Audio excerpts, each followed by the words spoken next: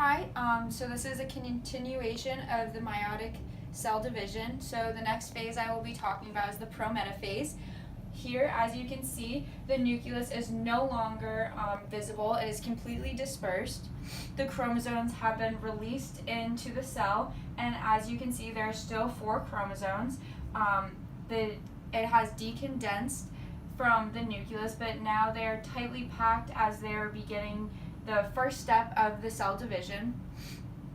Up here I did a small diagram. So this is a chromosome, and how the microtubules connect to the chromosomes is because of the kinetochores. So the kinetochores are a protein patch that is on the external of the chromosome. And then in the center, how the chromatids itself attach to each other are due to the centromeres. And throughout this process, you'll see that the kinetochores will loosen as well as the centromeres, allowing for the chromatids to separate easier. So, as I was saying, in the prometaphase, the spindle apparatus have obviously grown, and the microtubules will continue to grow from the asters, which is the origin of the microtubules, also known as the poles.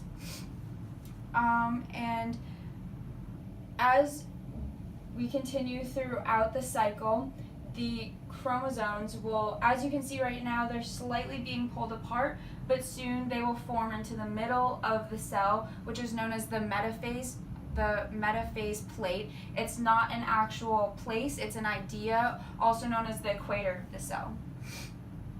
And the next phase that I will talk about is metaphase. So what happens here is, as I said before, you will see that the chromosomes line up in the center, the equator of the cell, and the spindle, the spindle apparatuses will completely grow over, so like this,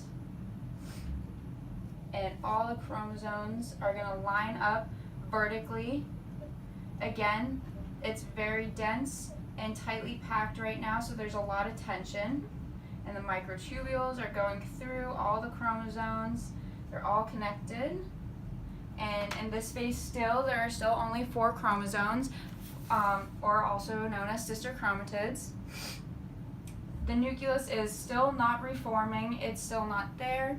The chromosomes are, as I said, facing vertically, and the spindle apparatus is completely formed within the cell. After this phase, after the spindle apparatus has completely grown, there is a spindle check, which means, so basically throughout the whole entire cycle, there are these checks every so often to make sure that the chromosomes have lined up, that the DNA has duplicated correctly, and all of these things that if I went into more detail, I would explain. But basically, so what this checkpoint does is make sure that they're all aligned correctly to allow for a more even divide. And in the next phase, anaphase, I will be explaining the actual divide of the chromosomes, and you can see that in the link below.